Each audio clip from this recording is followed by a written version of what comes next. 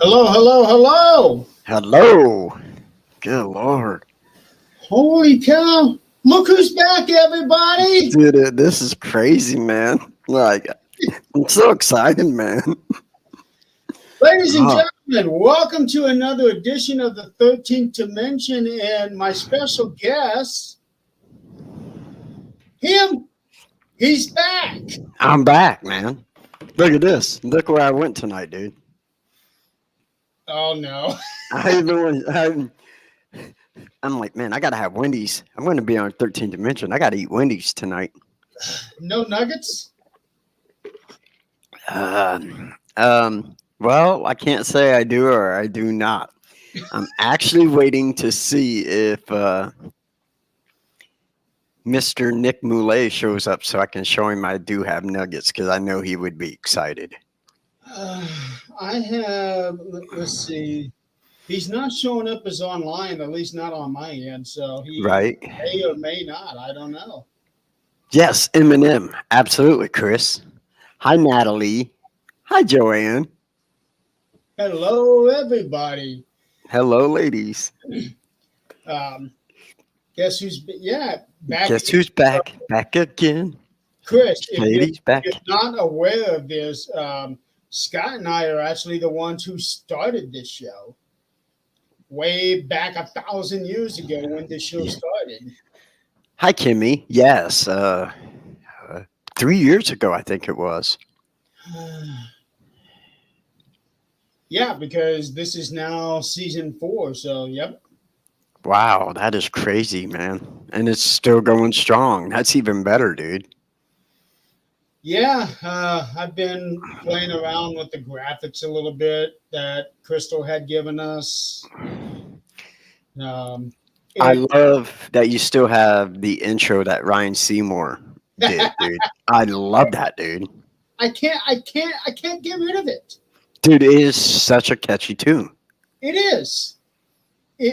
Ryan did such a fantastic job on this thing, and the whole idea of the type of theme this is actually came from you.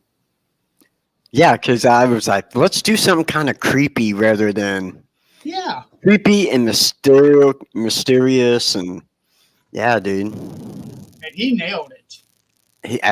he did. He nailed it.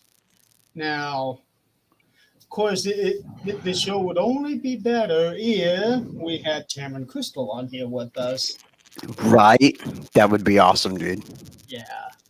But they've had some things going on over the They have. last several months, and it's just not exactly how do I want to say this? Being able to get on camera is not exactly an option right now. They just Right. they just don't have the time. They don't. And congratulations on getting to have be grandparents to baby number 2. Really? Yeah, Michaela's pregnant and she is due in May with a baby girl. Damn! Right? I know this. Isn't that crazy?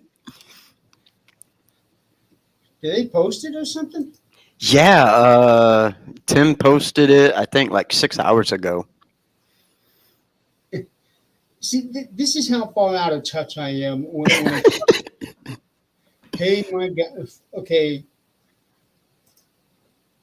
I'm gonna search for you, find out who you are. Yeah.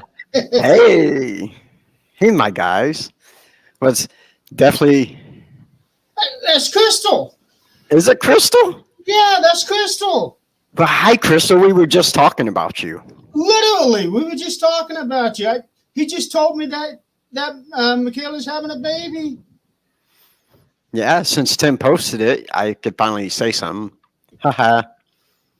Yeah, I have been so out of touch with Facebook. It's ridiculous. I get that. Well, I don't get that way. I post my coffee memes every morning, but like I know even with Tim and Crystal, I mean, I was just right for you. Even with Tim and Crystal, they don't hardly ever post anymore. So, and it's always hard to keep track of them. Yeah. We trade messages every now and then, but Yep. it's been a hot minute. Um, I try to leave them alone because I know that they've got so much going on, and now they have even more going on. Yeah. Oh, yeah. Yeah. They're both doing. I get to talk to them every now and again. I get to talk to them, and they seem to be doing pretty good. I know Tim still working pretty good. I think Crystal still working for Amazon, delivering packages part time. So they stay pretty busy. And there's Michaela, Hi, right? Michaela. Hi, Michaela. Scott just told me the good news. And I do have to say, so the baby's going to be named Lillian Marie. Now, now here's the cool thing about that. My grandma's her name was Lillian. Her name was Lillian Hope, and Angelia's middle name is Hope. So I named her after my grandma. So That is awesome, dude. I think that's cool as hell that Michaela's naming her daughter Lillian. Yeah, that's such a beautiful name. I'm so excited. It's not a common name anymore. Lillian Marie Rains. I love that, dude. That has such a good tone to it. Yeah, it does. And Lillian is not a common name much It's anymore. really not. No. So I'm glad to see that that's coming back. So that's just awesome news right there. Yes, it is. So Crystal has come on, Michaela has come on. Oh, Timothy. Yeah, where you at, Tim? We need somebody to echo for our show. Oh Hi, boy. hi Kate. I still laugh about hi Kate. I still laugh about that. Every now and then I'll go back and take a look at some of the bloopers from our time, and damn, we had some hilarious moments. Dude, that night and him coming in while at work talking, and that echo was just. We couldn't stop laughing. I was laughing so hard it hurt my gut. I was literally in pain. I think all of us were that night. I know we were all crying. Oh, dude, I think I got a 6-pack abs in like 10 minutes. If you need a good workout, hey, let's get Tim on camera. Right? Uh, I also tried to get Tim to come on to one of the shows a few weeks ago when I was doing a Stephen King special. Oh, nice. Yeah, but he was busy. He, they are. That family is always busy. I know. Natalie just said, I remember the echo. He had no, he didn't. In fact, He I couldn't. don't know how many people knew this, but Tim was actually really mad that night, and he did not know what was going on. No. Crystal Like had to call him, say, "Hey, this is what happened." yeah, dude, because he couldn't understand why we were laughing so hard. I know. And there he is. Hey, Tim. speaking of Mr. Kohler, what's up, my man? Yes. And there's Jan. Of course, Jan. And yeah, that, Hey, ladies, you like that? huh? Jan. She said, "Hey, ladies. Yep. Hey, we look good." I don't know what you're talking about. Yeah, we both have longer hair now. I do. Yes. Yes. I mean, Have, yours has always been kind of long, but now mine's gotten longer. And have you just decorated for Christmas, Tim? Dude, you're late. You should have had all that done before Thanksgiving. I have to admit, Tim, even we are already decorated for Christmas. Mhm. Even this dummy even went Black Friday shopping this morning. So Oh, yeah, no. There is no way in hell. Not here in Fort Wayne, anyway. I went up to Menards. So It was a madhouse. What's up, David? Yeah, so they're in Huntington. I would be more safer doing Black Friday shopping than I would here in Fort Wayne. I was well protected. Let's just say. No Christmas until I eat turkey. Tim, I didn't even have turkey, Love you, Jan. but we don't do turkey anyway for our Thanksgiving. We do enchiladas. See, that sounds good too. Yeah. Oh. He was talking about him backstage. Tim Mhm. couldn't eat him, but yeah. No. Oh yeah, that's right. He can't handle the hot stuff. I forgot about that. Now I will say this: I am going out tonight after this show. I need to. It seems like a common thing now for me. After doing this show, I'm going to Walmart and getting some things. Heck yeah. Yeah. I figure, okay, it's Black Friday. By the time it's 9:30, a little after 9:30, things should have settled down by then. Yeah. Absolutely. Because I've been going through and working on my Christmas cards the last couple of days, and I ran out. That is crazy, dude. This is what I ran out with. Look at the thickness in this stack. That is thick, dude. Yes. And I'm not done yet. You probably get writer's cramp from writing all the addresses. I was. I I'm was. sh- I got two piles here. Um, I got two piles here. This here is all of the American addresses, and this here is all the international addresses. Dude, that is crazy, man. It is. And then the price of the international stamps. Holy cow. Well, me too, Tim. We're going to talk about serial killers, buddy. Yeah, if we ever get to it, we've been on for 15 minutes and we haven't shut up reminiscing about the old I 13. know. Reminiscing's good. Yeah. But you know what? We could probably do a whole show just talking about what we've We done. could, dude. We could talk about whatever you want. We can bring Tim in. If he's bored, come in, Tim. Let's talk. How about it, Tim? You want to come on? Speak now, forever hold your peace, big boy. Heck Looks, yeah. looks like he's accepting. Heck yeah. That is awesome. If that's My, the case, if you see me looking up at the ceiling, it's my son. He's raging on some game right now, and I don't know what. all right. Sending Tim the link right now. Bind, torture, kill. Yes. Dennis. That dude was crazy. Very smart, though. Man. Dennis Rader. Yep, absolutely. When you think about BTK, I mean, that guy could get in people's houses, and he stalked them so he could know how to get into his house, and I think that's one thing that I find intriguing. Oh, wow. That's crazy, Chris. And his wife never knew about it. Yeah. So you're out there, Kansas, I believe. And it's interesting that you brought up BTK because on serial killers, because if anybody's seen the Netflix series Mindhunter, it's based around them trying to catch BTK. And what's really interesting is, yes, Colorado. I apologize.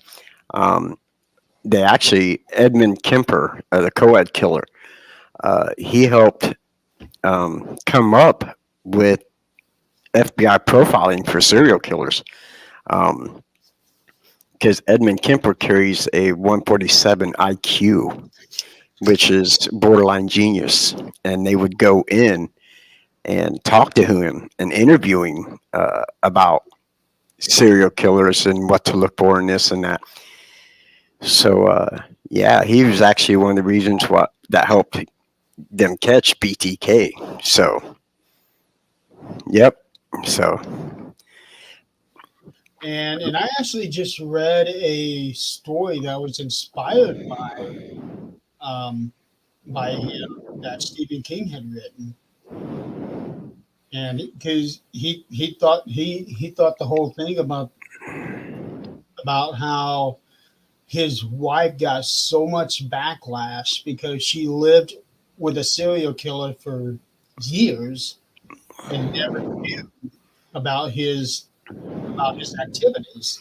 So he wanted to write about that and try to understand what it's like being in her shoes, just finding out about all of this after so many years of marriage. Right.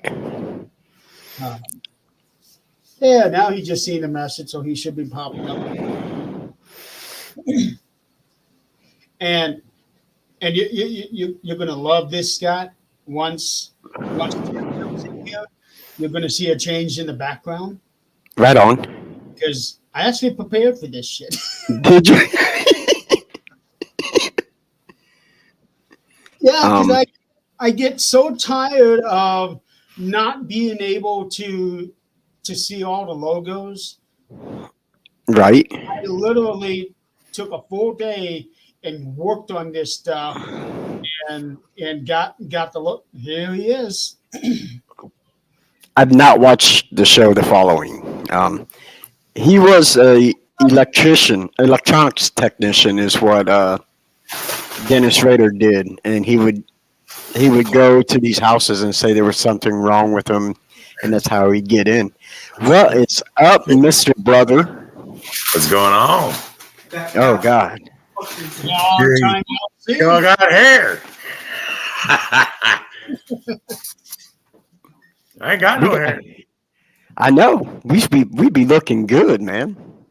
Yeah, Scott, I've never seen you with long hair. Yeah, I'm actually growing it out. Like, Yeah, I don't think I've ever seen you with that long hair before. Yeah. It Look looks at like you. a 90s style right now. Yeah, you got that. What was that guy called, man? Devin Sawa look going on. right? Well, my mom said, my And there's Max. mom, and there's Tim with his dogs that never fails. No, it needs a cat to jump up here and start going crazy. Right. My We're all mom under says the Christmas tree I right have the Amish bowl cut is what my mom says I have. There you go. He grew it all out like I am. Well, I'm growing it out because I want to put it back in a ponytail. Yeah. Hey, Tim, I can't Don't be forget- like you. I can't be like you guys and grow nice facial hair. I mean, I've been growing what I have right now since 1997. So hey, It's deer season, so I've got to get up at 5 a.m. in the morning and go out in the cold. hi Nikki, long time no see, love. Oh, hey, Nick. My foot. Yeah, we got the old crew back on. Yeah. Nikki's here. Hopefully, she didn't cook any chicken this. Hi, Michaela. Hi. Look at her. We're all home. I did not think it was going to be possible to get all of us back on one time. That is absolutely awesome. Absolutely awesome. This is Christmas right here. My old jammies on. Hello. What's up, Bubba? What's up? Just click off of it. Don't click it. Just click off of it. And there's Michaela helping Tim again, showing him how to do stuff. Always. Golly. I'd be lost without them. Well, happy Thanksgiving, everybody. Yes. Happy Yeah. late Thanksgiving. You're You guys enjoy your turkey? I'm glad that Yeah, I Griswold myself yesterday. You get So I you have sucked the her meat off the family. bone? I had her family and my family all at my house for Thanksgiving. in Ooh, that dang. house? Yep. So I Clark Griswold myself yesterday. 20 people. 20 people here to eat, Wow. and I still got leftovers. Holy shit. Did you help cook? I cooked the turkey. I cooked the ham. I did too. He cooked the turkey, he cooked the ham. 1 minute. Hold on. I forgot something. Okay, I'll be so right back. ask, where did you put everybody? What? Where did you put everybody? So we had our old kitchen table that she redid I- and our new kitchen table, both full. And then we had a card table and the couches and everything. The coffee table, my end tables that I've redone. We had 22 seats for 20 people, Gee, but every seat in this house was full. I did not think it'd be possible to put 20 people in that house. I didn't either, but it worked. Your breath. Everybody had a great time. Everybody ate good. What did you want me to go get? Then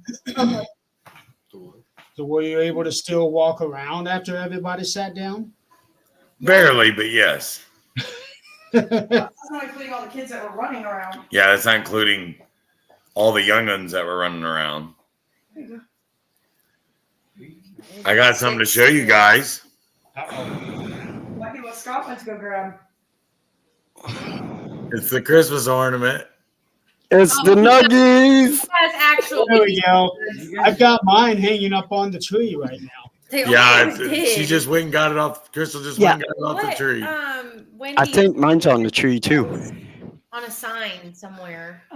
So we thought you Is guys it Arkansas? just. Oh, there you go. If you know, you know. Leftovers. I'm still eating leftovers, dude. Are you? Yeah. I finished my leftovers right before we got started. Yeah, I we did. didn't have. I actually did not eat any leftovers today. We had 18. Now, you do know that's the point of Black Friday, right? You're supposed to finish that stuff off. No, here's it's up on sale. We had an 18-pound turkey and a 7-pound ham. Well, you guys know me. I'm an early bird. But this morning was just bull crap because I woke up at like 3:45 because I heard April get up out of bed. And once I'm awake, I'm awake. You guys know that. So I come downstairs, drink my coffee, and I'm like, you know what? Let's go. Let's see what Black Friday's like now.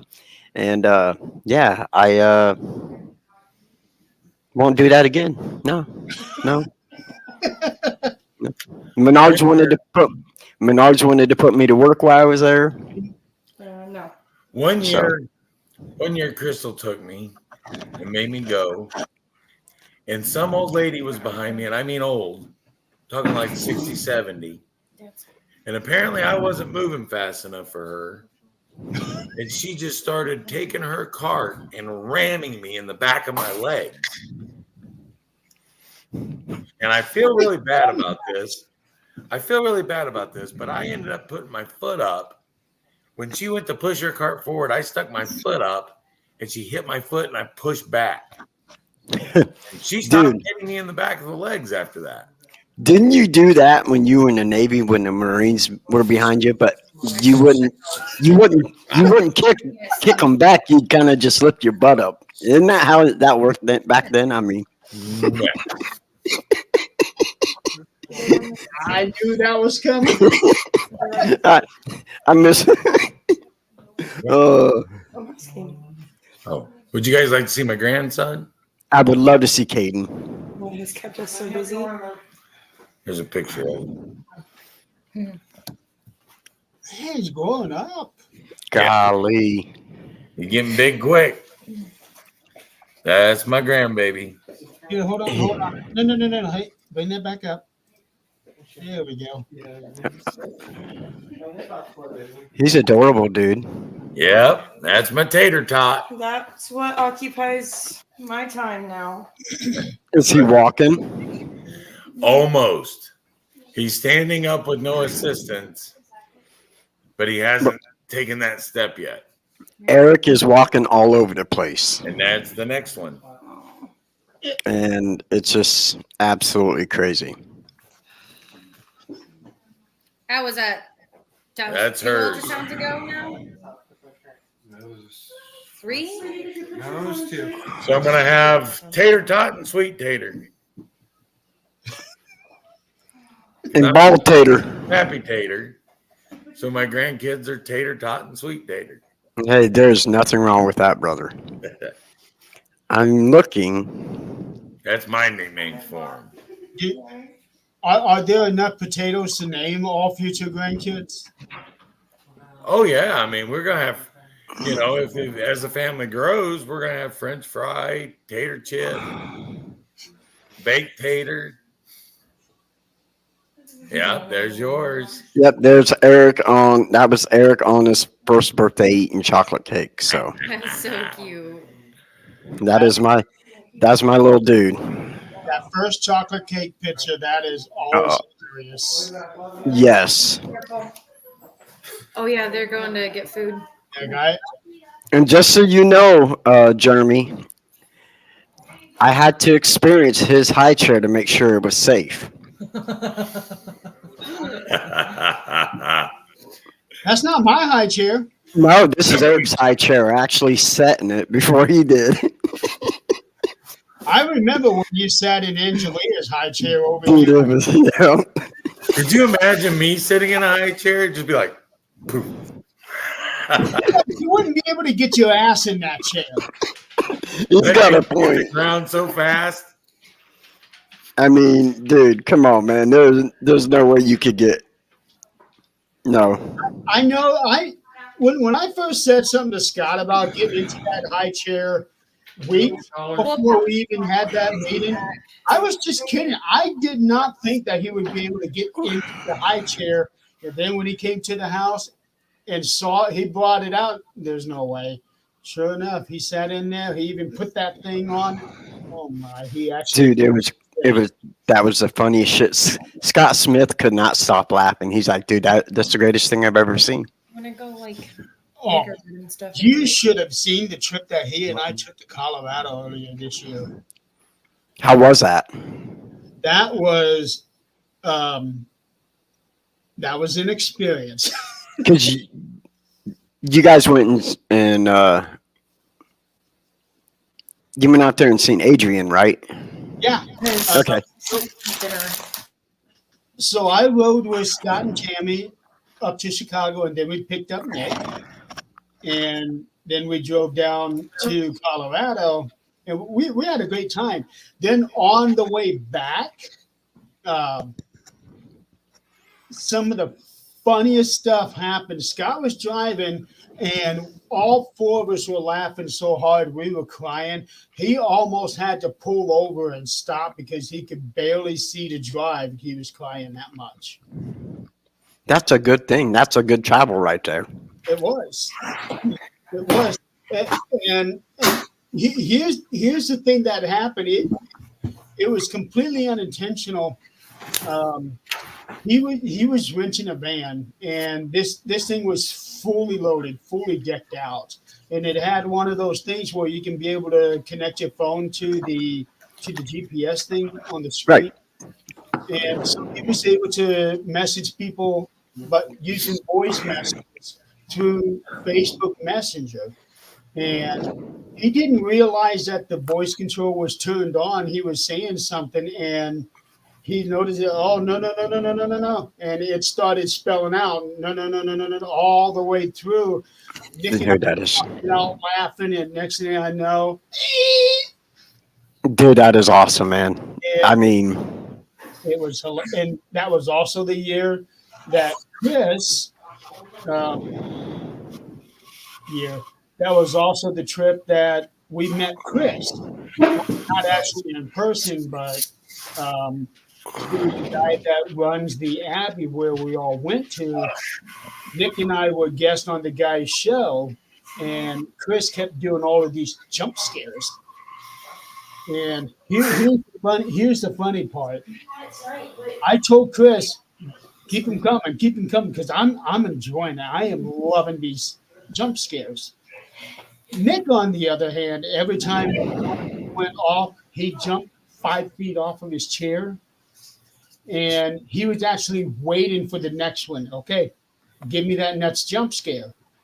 We waited, and he did it. Nick still jumped, and he was expecting it. That's great. It is. We had such a blast on that. on that trip. Come on, Scotty, where'd you go? Yeah. Me and my son have had some good laughs this year out deer hunting. And how's that going? Well, we haven't seen much yet, but we've had to call the DNR's office is getting sick of me calling about the special people out hunting in the restricted areas out where we hunt. Yeah, you're special. Know it. Your special dog just come in with a turkey bone or turkey leg, so that's what I had to go. I had to go stop him from eating it. Yeah, because turkey bones are bad. Yeah, so Let's see, is that? Oh, okay, here we go. Hey, Twitch TP. I'm going to share the screen here, and Chris just sent me the clip. Let's see this one. Yep.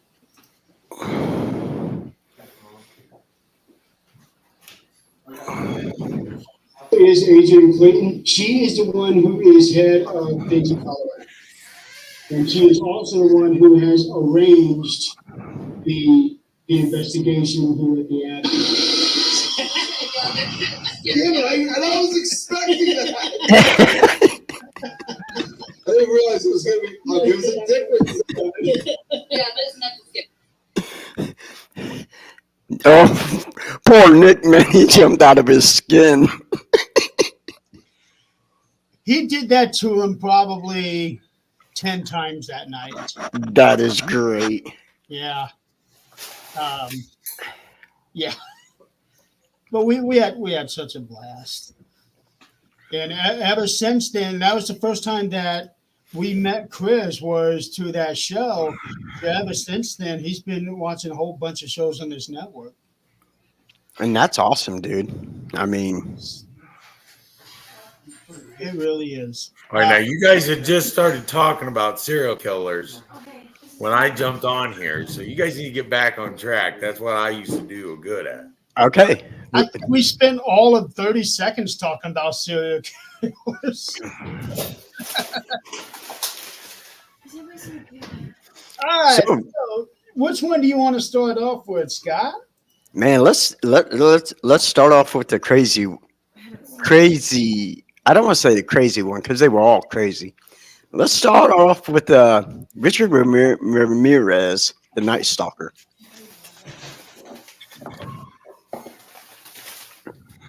Do you remember him, Tim? Yeah, Mr. Ritchie. Mr. Ritchie, guy from originally from, I believe, San Antonio, Texas. Mr. Richard Ramirez, called him Night Stalker. He was also given like the Valley Intruder at one time. Richard killed 16 people, and he was the one serial killer who really had no MO.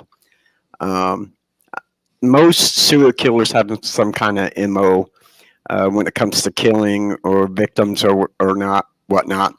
But the things with Richard, and one of the reasons why it made it so hard to catch him was because he didn't have one. He would use anything and everything, from a handgun to a hammer or just whatever. And his victims were all different, young, old, it doesn't matter, race, gender. He would kill them. And so that's why it was so hard for detectives like Serrano for them to catch Richard. And he was the one guy who, I think he had a quote that said, "Are serial killers born to be that way, or are they bred to be that way?" And for me, that really made a lot of sense, because Richard growing up was the youngest of 5 kids. And his father, when his father was growing up, his grandfather abused his dad real bad. So Richard's dad always said that he would never abuse his kids, and for years he never did. And then once Richard was born, Richard had a severe ADHD, and that's when his father would start abusing him. And it got to the point where if his father went to abuse Richard's older sister, he would actually take the punishment for his sister. And one of the punishments that his dad would do to Richard was at night, he would take him out into a graveyard and tie him to a cross and leave him there all night at a young age. So, and so that was one of the punishments that his father would do to Richard. But when I was going for my degree in psychology, I always said we are a product of our environment and how that environment around us, can make us be. And I think with Richard, that was one of the biggest things because his older brother would eventually move to LA, and Richard would go out and see him. And they would go into houses and steal and get stuff and go take it to pawn shops and sell it. And that was quick money. And he liked that. That's what's the one thing he said. He goes, I didn't want to work. I wanted to get my money fast and do whatever I wanted with it. But he had a cousin who had been to Vietnam. And when Richard was 13 years old, Richard would go over to his house and hang out with him. And he would show Richard pictures that he took while over in Vietnam of dead NVAs. And he would tell him stories. And he told Richard, he goes, I loved being over there. And he goes, because being over there, we would go into these villages and burn them down. And of course, they did what they would do to women, But he told him, and he said this is the one thing that stuck with him. He goes, I was God. I decided who lived and who died. And that stuck with Richard. So when Richard started getting into more of crime, he felt that he was God. But yet when he killed somebody, he said it was an offering to Satan because he worships Satan. So, and many of his victims, if they cried out to God or Jesus, he would say, no, you cry out to Satan, and he would make them say it. So that's why he eventually became the Night Stalker, because just how sadistic he was.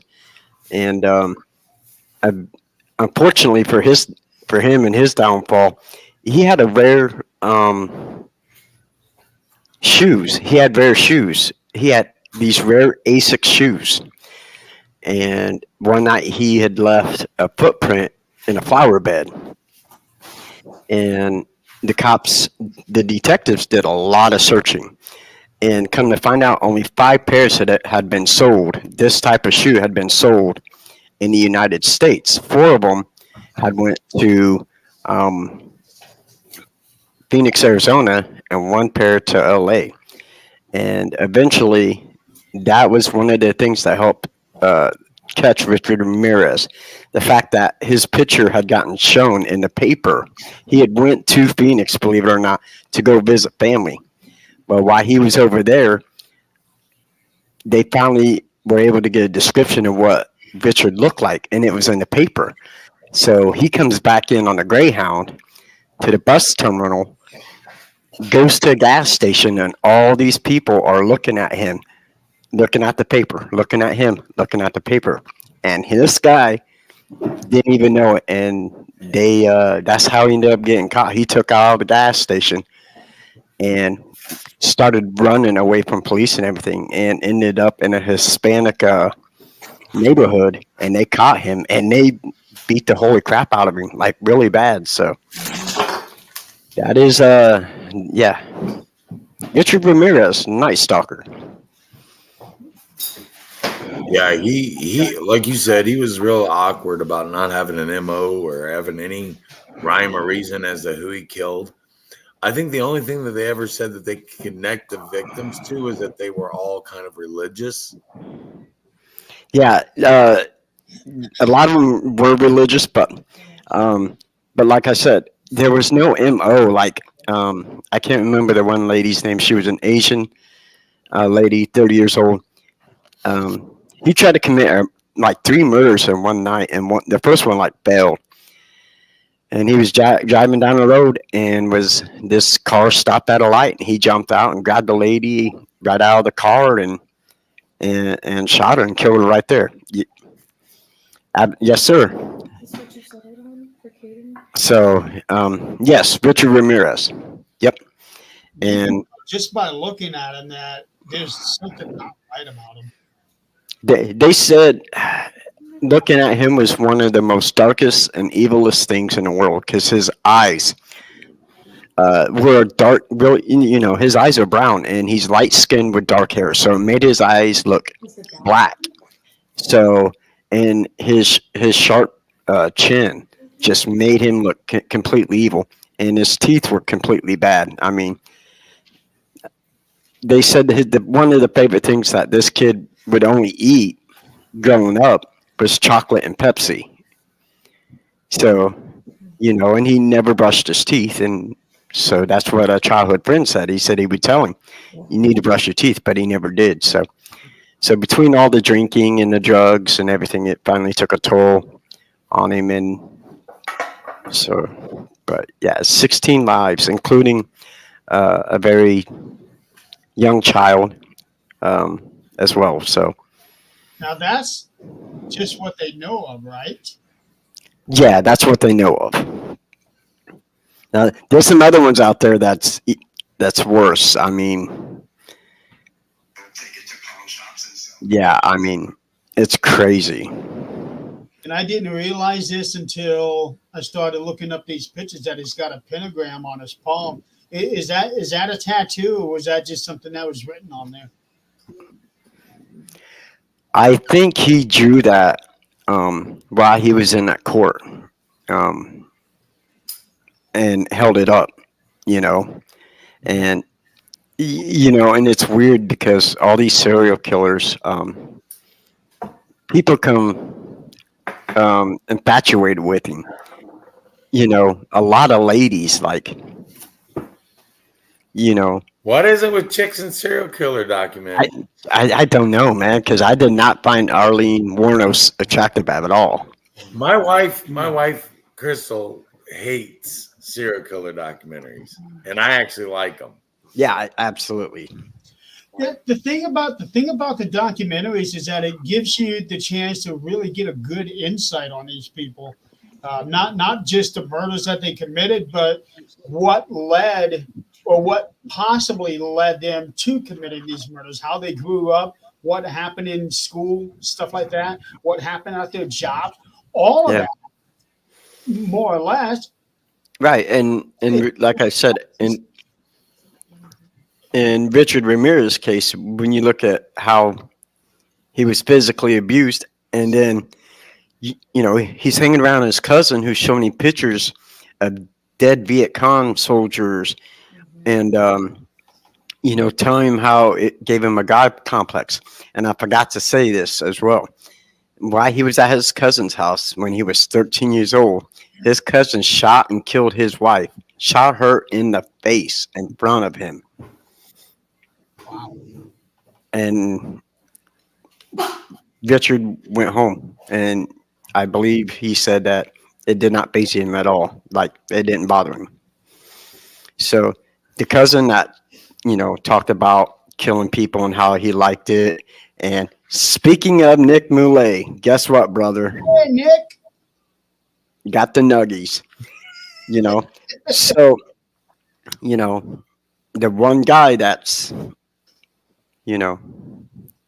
showed him all this death, and it shaped him. I honestly believe that shaped him. That helped shape him.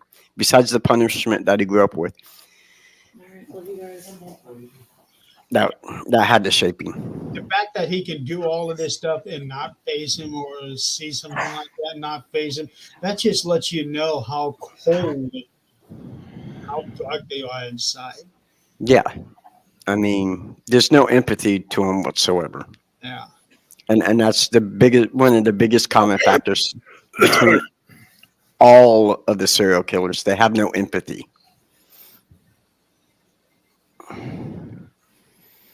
and it's not just a what Clark said here. What is it with ladies and serial killers? Is that not all of them involve the ladies? No, no. I mean, I mean, with Ted Bundy Ramirez, married a woman in prison. say what? Ted Bundy got married to a woman while he was in prison. Had a So kid did with her. he did. Richard Ramirez, I believe, got married to a woman while in prison. Now I don't know if they had any kids, but he did. Um, Yeah, here he did. is here's Mr. Bundy. Mr. Bundy, very intelligent guy. I mean, um, Yeah. Ted Bundy had an IQ of 136, so which is Wow. is a high IQ. I mean, so very egotistical, full of himself. Ladies loved him. They thought he was so attractive. I don't see how with this big old huge unibrow, but It was the Um, 80s, man. I know. But look at that. Look at that. You know, I mean, Well, the 70s and the 80s. you know, it's sad because, well, it's not sad. You know, this guy, like I said, he was smart with a 136 IQ, and he could have actually avoided the death penalty. All he had to do was plead guilty, and his defense lawyer said his pride was so much that he refused because he would have got 75 years for all the murders. All he had to do was just say, yes, I did it, and I'm guilty. But his pride made him believe that he was not guilty. And How many did he end up getting convicted of? 32? so Ted Bundy got convicted of 30 murders. 30. He admitted 30 murders, but it is believed but they can't link him to them. But they're saying there could be as more as 90 to 100 girls he may have killed. Yeah. I know. There's a prominent comedian who passed away. His name was Tim Wilson. And he actually wrote a book with another guy about 4 girls from his hometown in Georgia that he believed that Bundy killed. Yeah, yeah, and and he had a weird MO. They said all his victims looked the same, so they were slender women with long brown hair, and they said if you lined the pictures up, like all these women would probably look like sisters, and So type. yeah, Where his the last victim he killed was a young girl, wasn't it? yeah, I believe she was 12 years old. Wow. So but besides her, so 12 years old to no older than 25. So, and, How old was he when he got convicted? I think he was 39, maybe 40 when he got convicted, but he was executed at the age of 42. So, And the 12-year-old was when? That was his last victim. that was his last victim in, I want to say 78, 77, Somewhere. I think. And his favorite car was a Volkswagen Beetle, yellow color. This is what this guy did. He drove around in a yellow Volkswagen, had a cast, made people believe he had a broken arm, and these girls would go to help him put books in his car because he went to college or whatever, or would act like a college student, and he would shove them in there and he'd hit them and then knock them out, and And later decapitate him and revisit the bodies. he would revisit the bodies, and he's a necrophiliac, so he'd have intercourse with them until decomposition would sit in. Yes, that is correct. Absolutely, Nick. Yep. Okay, I did not know that. Yeah, no, I read about that. Yes, he was the inspiration. Yep, for Buffalo Bill, but like I said, the guy was smart. He actually helped the police and FBI catch the Green River killer, Gary Ridgway. He told him, he goes, listen, because they asked him, how can we catch this guy? And he told him, he goes, go to a fresh grave, a grave where he's killed somebody, because he's going to go back there and visit it. And that's what they did. And sure enough, Gary Ridgway went back and the cops got him. So, yeah, Ted Bundy actually helped them catch another serial killer. Well, if you want to know how to catch somebody, you got to go to somebody who can relate. Yep. Bundy, oh shoot, I totally forgot. The biggest thing I remember is he gave his final interview just a few days before he passed away to Dr. James Dobson from Focus on the Family. Yep. And he ended up blaming his Yep. entire illness on pornography. Yes, he did. Yep. Absolutely. I was actually getting ready to ask what was the story, because with Ramirez, he had the story of being abused as a kid, and what caused him to be the way that he was here. Yeah, Bundy blamed everything on pornography. Pornography. Yep. Absolutely. He said pornography made him do it. And he had, from my understanding, he did from an early age watch pornography. I mean, he was adopted. He at one time found his grandfather's pornography collection and looked at the magazine. I guess there was videotape, and watched some of it, and some of it was like a 8mm, I guess you want to kind of say, kind of violent at times. So, but then again, he didn't get along with his stepdad. Ted Bundy's mom, was a prostitute, and she got pregnant with Ted. So, almost like, say what? Did not know that. Yep. So, I mean, he was just a violent man. I mean, he bit one of his victims. I mean, and left bite marks. I mean, that's one of the reasons why he got convicted, because of the bite mark. They called him the bite mark killer. Yeah. First, they would have had to have his dental records and know who to go to for the dental records. Like, we need this person's here. So they would have had to have had some reason to think that it's him. Right. Wow. So, that's crazy. Yeah, because he had one tooth that was kind of broken and short, and they Right. matched the dental record to the bite mark. Yep.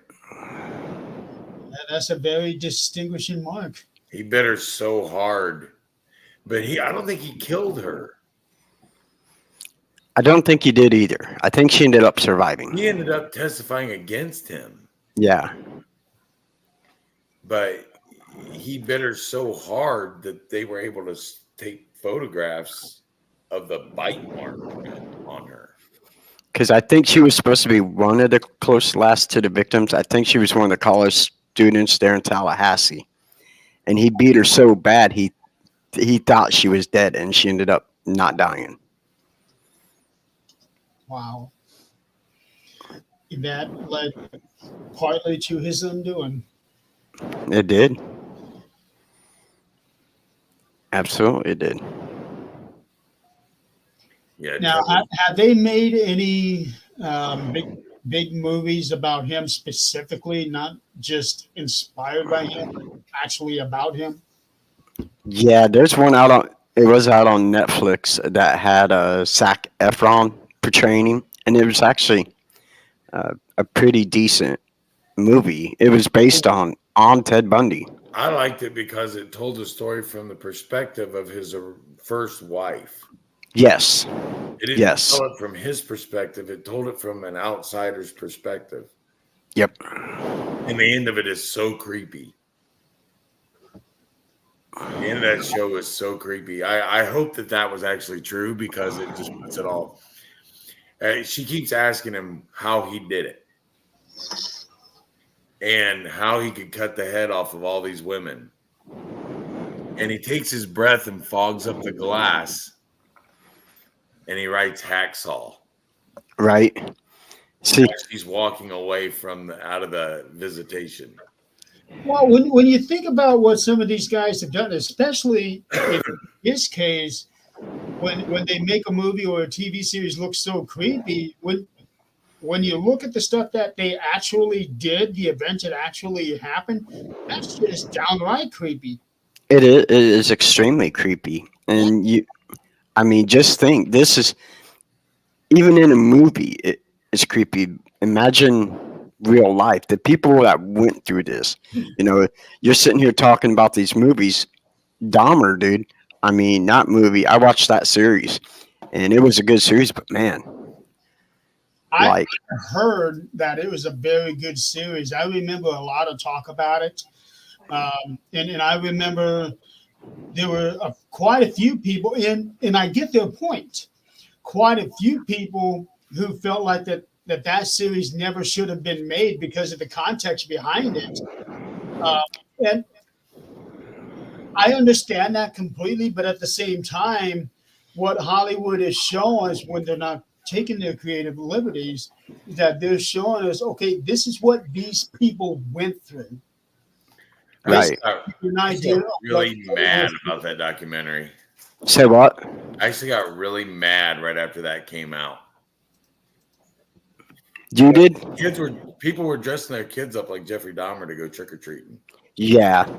Yeah, and that's just crazy. like- Yeah, and I mean, To me, what happens if one of those kids dressed like that go up and ring a doorbell of one of the family members of one of the victims? Yep, I remember Right. seeing that. You know, I mean, it's fine and dandy to talk about guys like this, but we have to remember there were people that actually lost their lives, and there are people that are family members that still survive. yeah, and that, a lot of that backlash came from family members. I mean, the guy killed 17 people. I mean, And You they, know. and in his case, they said he probably would have never been the way he was had people just accepted him for being gay. right.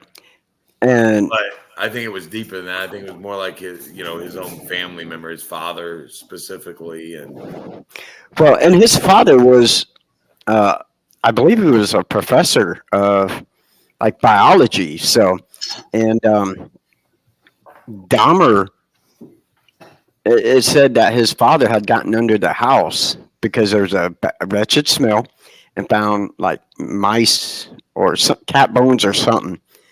And at the age of 4, Jeffrey Dahmer went with him, and he liked it. He liked the bones. He liked the way the bones sound, making the noise together. And he called them his fiddlesticks. So, and his father found that intriguing.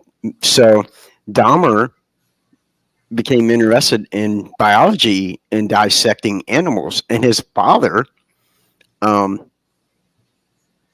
didn't think anything of it because that's something he taught, and him and his son had something related. But as he got older, I mean, he was the weird kid. Hardly had any friends. During high school, he started drinking. He'd drink every day, even at high school. And his parents get divorced. His father ends up marrying some other lady. His mom takes off, leaves Jeff in the house by himself, takes his brother, him and his brother and his mom just take off. So here you got this young man at home by himself, just drinking and stuff. And the guy wasn't dumb. I mean, the guy had a 145 IQ, or 145. That's a higher IQ than what Ted Bundy had. I mean, the guy, did you know this guy was in the military, Tim? yep. He was a combat medic from 1978 to 1981 in the United States Army, a combat medic. That is crazy. And Dahmer, I think, wouldn't have gained the national attention he did had he not been a cannibal. Right, and which is odd because I was reading about that, and what he said about his victims' meat. He said his victims' meat tasted like filet mignon. Is what he said. Wow. Yeah. That is just absolutely. Yeah, Brian, he did a really good job at portraying Jeffrey Dahmer, you know, and a lot of his victims were gay men, and his neighbors always smell a foul smell. At late at night, they would hear power tools going off, but they said it wouldn't last long, so that's why they really didn't do anything. And he would have got caught. One of the victims actually made it out of the house, and the cops showed up, and Jeffrey Dahmer was able to tell him that him and his lover just had a fight, and that he was drunk, and the kid was a minor, but Jeffrey was able to talk him in, saying, "This is my lover," and he let him take him back up into the room, and he ended up finished killing him. So I think I saw that specific scene that you were referring to in that TV series. right, yes. They were using it as one of the promotional things when they were launching it. So, interesting fact about Jeffrey Dahmer. He was a Star Wars fan. Yeah, and he was also. Start killing people. That's it, Nick. Thank you, brother. Would you say? Oh boy. I said that's it. I'm gonna have to start killing people. I'm a Star Wars fan. Right, right. He also loved The Exorcist 3. So, and they said that It's so he was much he would always watch it before he went out to find his victim. And when he would find his victim and he'd come back, a lot of times that would be playing while the victims are at the house, either Return of the Jedi or Exorcist 3, because Return of the Jedi was his favorite movie, Star Wars movie. It's kind of I'm not gonna lie, he kind of has the same haircut as Mark Hamill in Return of the Jedi. Yeah, that's definitely not Luke Skywalker though, because Luke liked to kiss his sister. I'm just saying. if you look at this picture right here, it looks like it could have been a still photo from one of those films. Yeah. Yep. 'Cause And yeah, this could be a jumpsuit that they were wearing when they were driving one of them things. yes. Yeah, dude. The X-wing. Yeah, I wouldn't be surprised if the actor had PTSD. I mean, He has to be suffering from something, because he would have had to have put his head into the mind of Jeffrey Dahmer in order to be able to portray him. and he took a lot of backlash for it. So I mean, he took a lot of crap for that part, But I mean, When they play serial killers or like that Jim, because the guy that played Jesus in Jim Kavanaugh. Okay, yeah. Look at the backlash. He said that movie ruined his career, but he's still Yeah, he's still going. Yeah, and when Jeffrey Dahmer got caught, he was actually building an altar out of his victims' skulls. Building an altar. That is creepy. That is creepy. That is Jeepers Creepers stuff right there. That's why Crystal doesn't like serial killer documentaries, because it's too realistic. It's too real for her. She can watch a murder movie, a movie about somebody killing people, but when you get into the real stories behind it all, that's when no, it's too realistic. You know, I can understand that. Some people, they have a really hard time being able to process the actual real stuff that happened, because in real life, it is hard to process. That's right. And to me, that's the best. If I watch a horror movie, it has to be a realistic storyline for me to actually be find it horrifying. Right. So like Friday the 13th, the very first one, when his mom is doing all the killing. And Jason comes up out of the water Yeah, but at the end. if you take that part out of the movie and just portray that as a dream that she's having, Right. if you take that part out of the movie and you just look at the fact that camp closes because little boy drowns because counselors weren't paying attention to him while he was swimming, reopens 20 years later, mom goes nuts, kills all the counselors. That's a believable storyline. Absolutely, it is. Absolutely. You know, the guy is being transferred, car crashes, he escapes, goes looking for the last member of his family to kill. Completely believable storyline. You know, look what Nick just Holy crap, Nick. down the street from him. That is crazy. And you're right, Nick. Sorry, I know Tim's going to comment on that.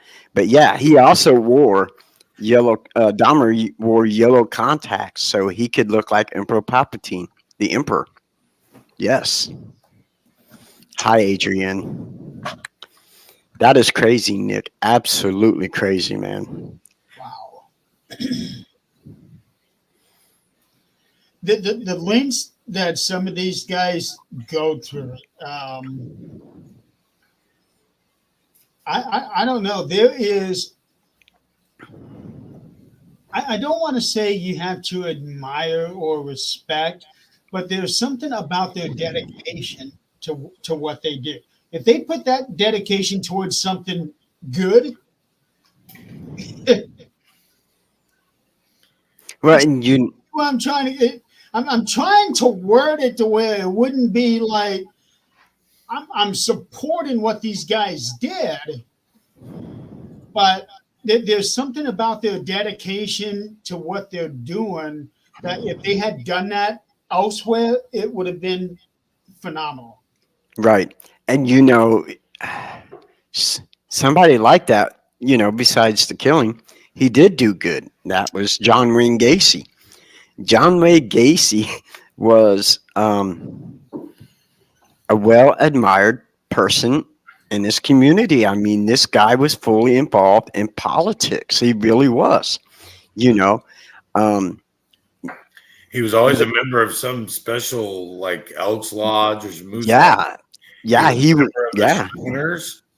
Yeah, he was like the president, and he managed like 3 KFCs and would take chicken for dinners and stuff, not just to these, you know, meetings and stuff, but he would take them to the police officers and feed them and stuff. And that's here's this guy once again who And he was what? Nobody wanted to believe that it was him. yeah, nobody, yeah, you know, and All those I mean, things as Pogo the Clown and did things for kids and yeah, he dressed up and everybody wants to call him the clown killer. Even he admitted he would have never killed anybody as a clown, just as a clown. nope. That Yeah. never happened. I mean, the kid, He was this John, one thing he had really adamant about. he had 2 kids of his own, so a boy and a girl, and you know, but growing up, John Wayne Gacy, just like most of them, come from I don't want to say a really bad house, but you know, John's sister Karen had testified that growing up, you know, their dad was cruel and a lot of physical abuse, emotional abuse. I mean, he made fun of John Wayne Gacy because at the time growing up, John Wayne Gacy was a very emotional child and would call him names, crybaby and wussy, but the other part of the female anatomy, telling him to grow up and stuff, and would whip him for it because he would act feminine at times, I guess you can kind of say, you know, and you know, John, even from my understanding from till the day he died, he always said he didn't do anything, even though, which was weird. But most of his victims were under the age of 18, and they were all teen boys. Yeah. You know, And and the fact they found 22 of them buried in his basement made it pretty hard for him to escape the fact that, but he admitted it to the police at one point in time. Then he reneged on that and said he was coerced to say it. Yep. And that he never killed anybody. And until his dying day, he died in 92, something like that, Somewhere. 2002, somewhere in there. Yeah. Somewhere in that decade, he passed away in prison. He swore he never did anything to those boys. Absolutely, Nick. 91. See, I love a show when you got two encyclopedias on the show. We got Tim on one hand, and then we got Nick Moulet on the other. So that makes it for a pretty good podcast. I knew it was in the 90s because I You do remember a being in show high with school. just those two. Yeah, I mean, if you got Nick Moulet and Tim on a podcast, you're good to go. You can just sit back and let them just go to town, and you won't even have to say anything. I'm just saying. I just watch a lot of documentaries. Right, I do too. You know.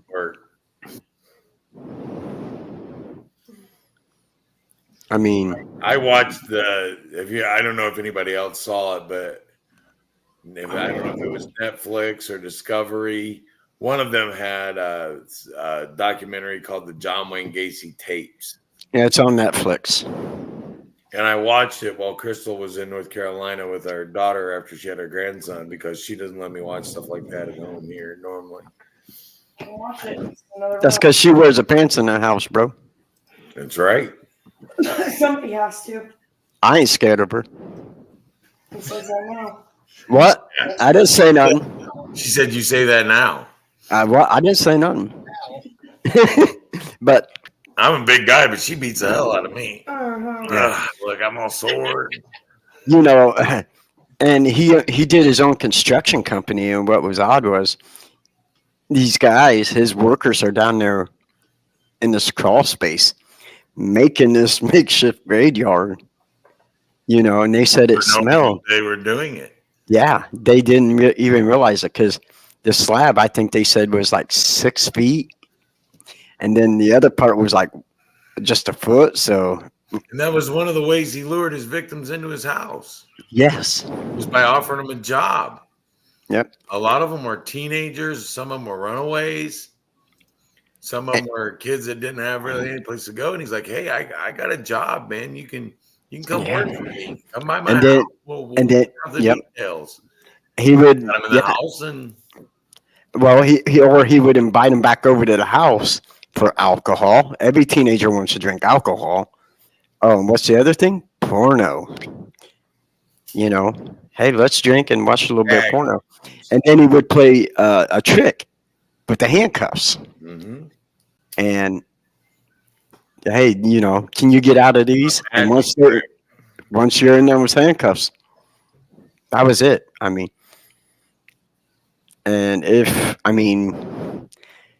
They said he would do the trick first and show him how to get out of them. Get out. And then he would switch the handcuffs to actual police handcuffs, actual steel cuffs. But Well, or cuffs. yeah, or he would have the key to get it where he'd lock it, and so he'd put them in them, and they're like, "Okay, so what's the trick?" And he's like, "The trick is you got to have the key." And yeah, now a couple of them. Now he did go to jail at one time. I think it was for child molestation charges. But anytime the kids started getting a little worried and stuff, he would play it off if he was coming on to him, because he said it was normal to have those kind of feelings towards another guy when watching pornographic films. So, it's like, it was. I agree. I absolutely agree. So much blood and contamination in the ground. Which is grounds for having haunted lands. Absolutely. Yeah. Well, did you see that movie Black Phone? I have not seen it. April has seen it, but I have not. It's really good. You should see it. I fell asleep. It was really good.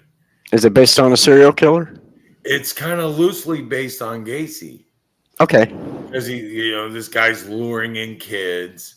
Right. He wears a mask. It's kind of a playful type magician type thing, and he lures them to his van and gets them in his van, and then he takes them home, puts them in the basement, and ends up murdering them. But it's very loosely based on Gacy, they said, but great movie. I'll have to watch it. I'll check it out, man. It's actually kind of a ghost story because there's a phone that doesn't work in the basement. Right.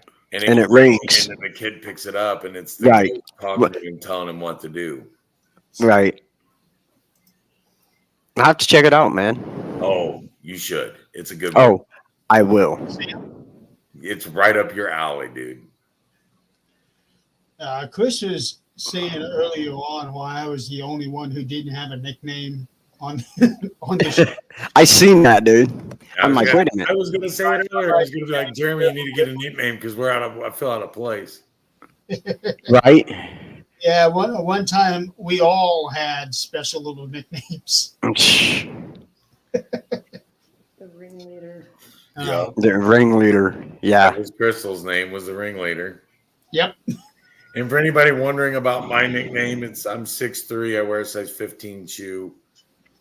Yeah. Which means he wears big shoes. And I'm tall. Whatever. And I'm bald. And has hairy legs. And then my nickname, I think, originally started out as a joke, didn't it? Yeah. Yeah, it started out as a joke. Yeah, because of your long hair and yep. And you think you were tall. Edmund Kemper towers over you. Yeah. That guy was 6'9", 250 pounds. That's a big boy. That's a big serial killer right there. Yeah. Yes, it is. 250 for 6'9" is skinny. Yeah. It is. Sorry, my ear itches. No. You're fine. And 250 for 6'9", that's not a very big guy. yes, I mean, I'm it's not. 6'3" and 220. Well, at the age of 4, this kid was a foot taller than all his peers. He weighed 13 pounds when he was born. 13 pounds, dude. That's a big boy. Ouch. Nope. Crystal said nope. I'm just saying. That is. No wonder his mother was hard on him. He was hard on her. Shit. Oh, he was extremely. Yeah. Let's decapitate your mom, put her head against the wall, and yell at her while throwing darts. You're right. That is extremely hard. Say But the hi. guy. Say hi to Sam Thomas, guys. Hey, Sam. What's up? You can always tell that that's Sam by the way that she spells my name. So, Yes. Jerry. Jimmery. Jimmery. We love you, Sam. I hope you're doing okay. But this guy was by far the most intelligent one of all the serial killers we just talked about. I mean, this guy had an IQ of 145. He was borderline genius. Tyron Einstein. The one thing that seems to be the common thread amongst a lot of serial killers is how smart they really are. Right. Yeah. Except most of them are average. Some of them are below average. Yeah, you're right, Nick. That's what I heard. I heard he is a model inmate. Like Ed Gein. Ed Gein, I think, only had a IQ of like 97, so he was extremely below average. But I mean, when you look at the movie based on his life, it's about like inbred hillbilly. You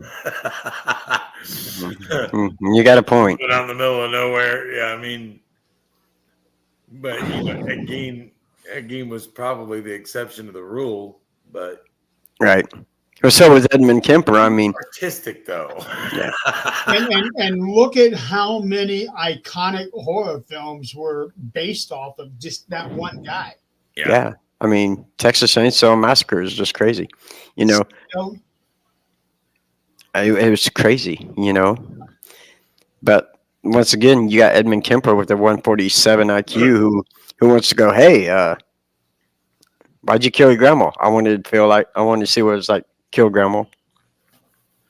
I mean, he shot her with the hunting rifle that his grandparents got him for Christmas. You know, he killed his grandma. You know, and then grandpa shows up with grandpa shows up with groceries and shoots him. I can't even imagine just even thinking about stuff like that. And you know, it's funny. Nobody ever groups these guys in with serial killers, but in my mind, they're serial killers. Charles Manson, Jim Jones. In my mind, those guys are serial killers. They're cult leaders. David Koresh, they're cult leaders. I can, They get all these people to commit suicide and kill themselves, Right. even Well- commit murder. But you got to think though, the huge difference between those guys and these guys. Okay, those guys to me are not serial killers. They are mass murderers for a reason.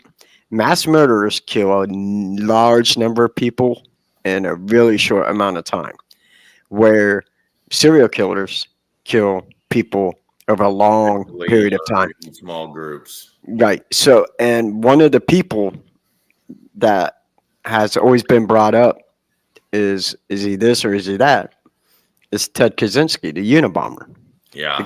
Guy's a genius. I mean, he has, I can't remember what his IQ was. I'm sure Nick could probably find out. He was in the 160s. Yeah, the guy was extremely, but they said, well, no, he wasn't a serial killer. He was more of a mass murderer. Well, no, because he would send these bombs. So he was killing people over a period of time, not killing a bunch of people at once. So, well, even a bunch of people at once, like Jim Jones or even Timothy McVeigh, even though it was all at one time, that was all premeditated. it was, premeditated. It's funny that you use those two, Jeremy, because we're all from Indiana. Jim Jones was from Indiana. And McVeigh was killed in Indiana. And Timothy McVeigh was killed in Indiana. Yeah, I still vividly 167. okay. I knew it was in the when 160s. McVeigh was Yep. killed because they were talking about him on the news that night, the day that he was killed, and one of them was talking about how he was staring straight up, I think, into the camera. They had a camera in there so that everybody could see him on screen in the next room. That he never shut his eyes. I remember hearing about that, and I could see it so clearly. See, that would be creepy. Stone face and those eyes looking straight up at you, never moved. And Dude, that, he was the last person I believe. executed in Indiana by the electric chair. I believe. yes. One of probably the last people ever. I thought he got the No, he was electrocuted.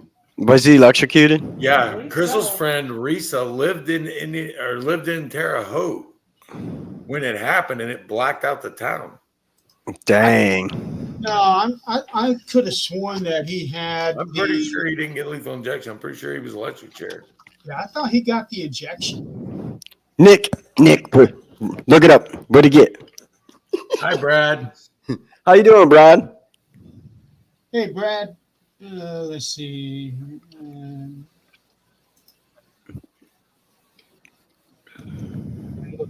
I'm looking it up here. I could have sworn he got the It was injection. lethal injection. Oh, maybe he was then. He was lethal. Ha ha, Tim is wrong. June, Wow! June 11th. Holy cow! That's like the first time ever that I knew something Tim didn't. I think maybe he was one. I think maybe I had it backwards. Maybe he was one of the first people in Indiana killed by lethal injection, not electric chair. I remember. Now that I would believe. I remember that one I would it, believe. absolutely. Because Terre Haute used to be the electric chair. The McVeigh federal was prison. executed by lethal injection at 7:14 a.m. on June 11, 2001. And Terre Haute was a mess. You see, Well, anytime a well-known person like that gets the chair, it's always a crowded affair. it says here he was the first federal prisoner to be executed since Victor Figler was executed in Iowa in 1963. Yep. You know, Edmund Kemper tried to tell him to execute him. That's what he originally wanted, was to be executed. But he tried to tell the judge he wanted to be tortured, like he tortured his victims. Make it a little kinky there, Judge. Right? I mean, dude, that is crazy. At least Instead- thank you first. That's You just didn't crazy. hear what I said, did you, Scott? Say what? You didn't hear what I said, did you, Scott? No, I didn't. When Tim was saying, make it sound kinky there, Judge, and I said, leave it to Tim. You're right. Well, I'm just saying, he was the co-ed killer. Yeah. Yeah. He was a necrophiliac. Even his Yeah. own mother's severed head that was in the fridge when they caught him, they said he had had sex with it several times. And he ripped out her larynx because he said he got tired of hearing her bitch. That's why he ripped her larynx out. Cut it out. And who is this? Edmund Kemper. And he boiled it, and he threw it in the this garbage disposal. Yeah. Yeah. I can't remember if he boiled the larynx, but I know he did throw it in the garbage disposal to try and crush it up. Gee, and he's still living. Yeah, he's still alive. And then his mom, He'll never be out of prison, but he's still alive. his mom Yeah, walked in. life imprisonments. Yep, he got life in prison. Wow. 8 times. He was actually up for parole in 2017 and said, "No, I don't want to be paroled." He goes, "It's Now, wait a minute, hold on. If this guy has 8 life sentences, yeah, how yep." in the hell I have no idea. I was for parole? reading that, and because I was thinking that's kind of crazy, because I was reading interesting facts about Edmund Kemper, and one of them was he was up for parole in 2017 and said no, because it's stupid to let a serial killer out on parole. So he didn't even go up to the thing. He didn't go up to the hearing. Well, give him credit for actually. What is that? Yeah, maybe. I mean, if he knew he was going to get out and do it again, maybe he. Yeah. I think the site is called Positive Negative Impact. Crystal said he's still alive. Get him on the show next week. Let's go. Yeah. It says, positivenegativeimpact.com. It says Kemper went up for parole in 2007, 2012, or 2012, and 2017. In 2017, he argued against release, saying that a convicted serial killer should not be allowed back into society. He's absolutely right. And Yes, he is. we have had some very unlikely guests that probably nobody would ever get before, but I don't think that's one that we would be able to get. I think probably not, but I'm not going to lie. That would be pretty awesome. Oh boy, can you imagine if we would have? Well, I guarantee you he would accept the invitation, because these guys are all about themselves and their notoriety. I would never invite him onto a podcast because you're giving him publicity. And True. You guys are all I for wouldn't that. want that kind of distinction that I had an actual serial killer on the show. Yeah, well, especially somebody like Kemper who loves the attention of it. He's never been shy to tell his side of the story. No, absolutely not. And you're right, Nick. He has done a number. I was reading about that, and I think he's done like over 1,000 different books. I could be mistaken, but I'm pretty sure that's what it. Like, come on, bro! Like, that is crazy. Well, I know that there's a lot of people in prison, not necessarily serial killers per se, but some of these people that go into prison, and they actually do great things while they're in Yeah. prison, in one form or another. Prison has a way of either making you better or making you worse. And we've seen that both ways too. Oh yeah. Nick, that is not going to happen. No. I mean, look at Bonnie and Clyde. They said if Clyde Burrow had never been sent to that work farm for 10 years and had all the horrible things that happened to him at the work farm, he probably would have never turned into the person he turned into. Right? Yeah. Bonnie and Clyde. Yeah. I thought they were Burrow. both killed. I thought both of them were killed. They were. They were. They were going down. But before he went to prison as a young man, like 16, Okay, I did not know that. for boosting cars. Okay. The judge gave him like 10 years. He ended up breaking out of prison. See, this is how Then he broke back into prison and got a bunch of other people out. I really don't know these guys. I don't know their history.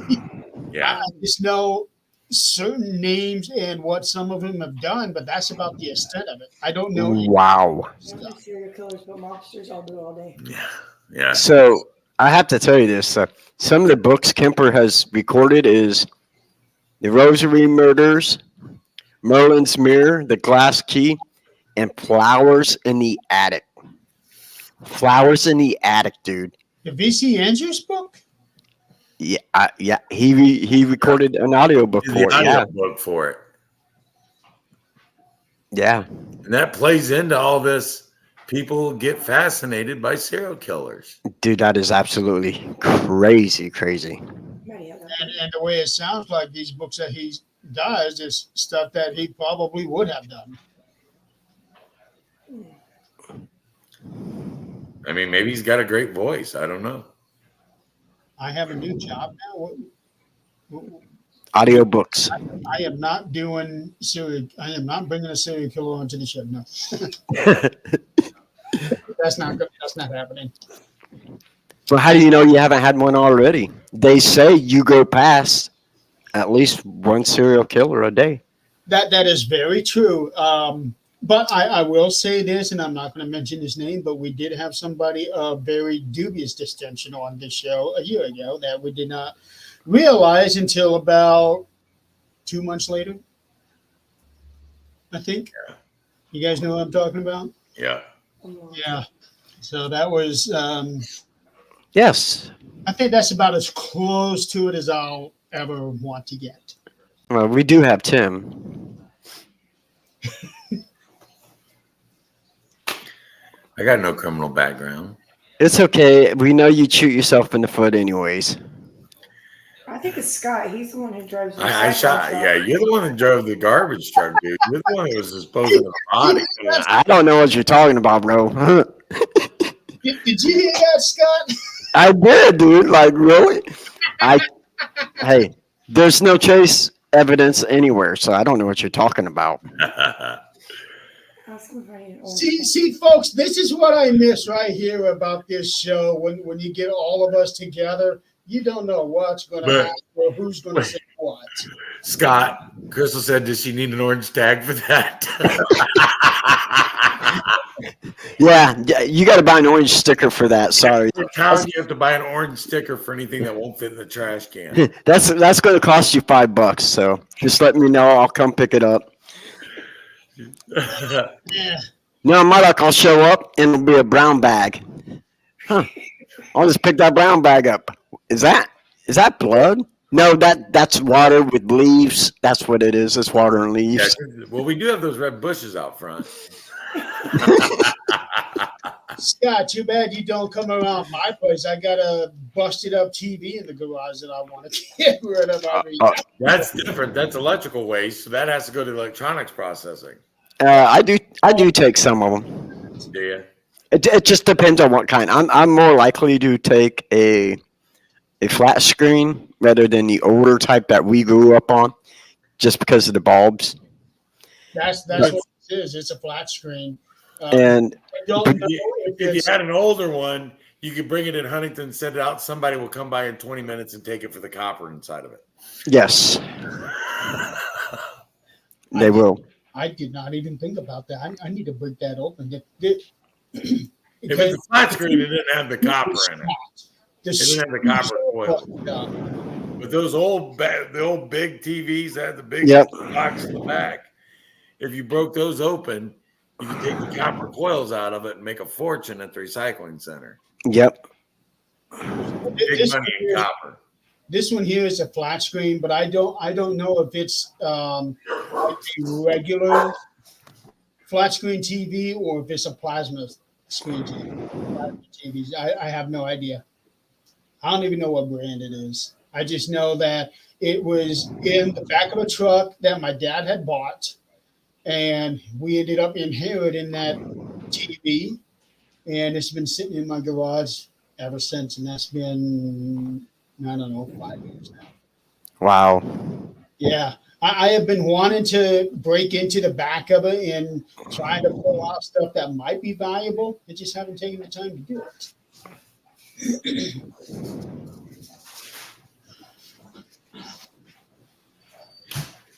Oh, what's? I did not even see this come here. Oh, that's Michaela. Oh, And Michaela, she leave already? Yeah. she's home and apparently got her Christmas tree up. Nice. Nice. So you two the only one in the house now, or is No, Mason and his girlfriend are here. oh That's why I just muted myself because they walked in. We got people. Yeah, Mason's a big old boy now. What up, Patty? What's up? What's up? Good lord, bro. Wow, I didn't even recognize him. Yeah, he's just a big boy now. He's a big old boy. He works in a foundry now, so he's getting muscular. Yeah, he is. Oh wait a minute, I thought he was going in service. He couldn't. They wouldn't allow him Wow. because he had a seizure. They wouldn't allow him to go into the military. Oh, I remember that night when that happened. Female liability. Yeah. Oh, that's so good. Yeah, I still vividly recall that night. We talked on the phone that night, I think. Yeah.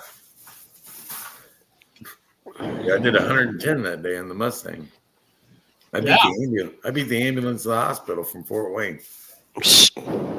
Yeah, I remember you were coming up here, and yeah, I'm going potty. I got potty. that was a scary night. Scott's got a tinkle time. Been a lot of scary nights between now and then. Yeah. I need to tell him he needs to move that microphone away from his mouth. Just slightly. Yeah, it's like he's got it up to here. It's like a Guar concert. Yeah. Yeah, could be worse. I'm just teasing. Chris said 120 is the fastest he's ever. There's no I've way. been faster. I've been faster than 120. But I won't discuss that for legality purposes. I'm pretty sure there's a statute of limitation on some of these things, Tim. Yeah, on speeding tickets, right? Right. Well, I had the Nova, and it topped out somewhere between 170 and 180. Oh shit. And then I had a Kawasaki Ninja 1100 with a Trojan racing engine in it. And I it didn't think probably you were topped down out this somewhere fast. around 180 or 190 on a motorcycle. No way he was letting a Ford Bronco beat him back to town. No comment on that one. Was it white? And did it go through a Los Angeles police? See, that's why I wasn't going to comment on that one. Wow. So how's things been with you, Jim? I hadn't talked to you in a while. Old. Very old. Look how gray this has gotten. It's all gray now, buddy. I know. My mustache still has a little color in it. But the rest of it's all Look at gray. mine. I've got more white in mine than I did. Yeah, me too. Yeah, I'm a pappy now. I'm a grandpa. So February. I'm actually going to be shaving all of this off this weekend. Oh yeah. Yeah, because my surgery is on Wednesday. Oh, that's right. Yeah, so I'm gonna get rid of all of this because it's gonna be a while before I can actually really do anything in that area. Right. I won't shave until deer season's over. Once deer season's over, I'll get rid of the sides and the under. I will be saying prayers and sending you positive and healing vibes, Mr. York. Yeah, absolutely. Dude. Here's the crazy thing: the doctor is going to be doing all of that stuff that day and then sending me home that day. That's crazy. Yeah, they don't like to keep anybody in the hospital anymore. Or anything. So I when he said I was going home that morning, I thought there was no way in hell. Hi, Chantel. Hi, Chantel.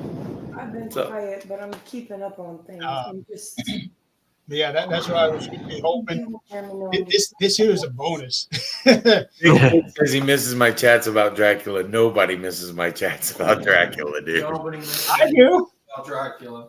I'm going to be honest, I don't, because it's so boring. Yeah. Why? Because that was all he talked about. Because he's a freaking walking encyclopedia on him. Trust I me. like me some Vlad, man. Live with them. There are people that would call him a sadistic killer. He was, but would you classify him as a serial killer or a mass Oh, sorry, murderer? mass murderer. Mass murderer. I agree. I think I'd have to agree. And at the same Right, time, he just he enjoyed also shoving regarded poop up as a people's national butts. hero. Yeah. He was a national hero. He's still a national hero in Romania to this day. He is. He founded the capital city of Bucharest. Yes, he did, Chris. He was all about the Halloween yard stakes, Yeah. lawn stakes, if that's what you want to call it. You like to see people twitch and squirm for about 3 or 4 days. It baffles me that he was able to kill that many people, have them all beheaded, and then staked into the ground. That many thousands and thousands of people. Can you imagine how Well, if he much staked time- you, he didn't bother with beheading you. Yeah, He wanted torture to happen. Still, can you imagine the amount of time of having that done to all of them people and put into the ground like that and spaced out the way that they were? Well, it was so sickening to the leader of the Ottoman up the rectum, up and through. Oh, and dude, he yeah. got a way of doing it so that he missed all the vital organs. You would be alive for days. You died of starvation and dehydration, not from vital organs getting pierced or anything like that. Can you Hi, imagine Lauren. that you have felt? Mm. I'm just Dude. saying.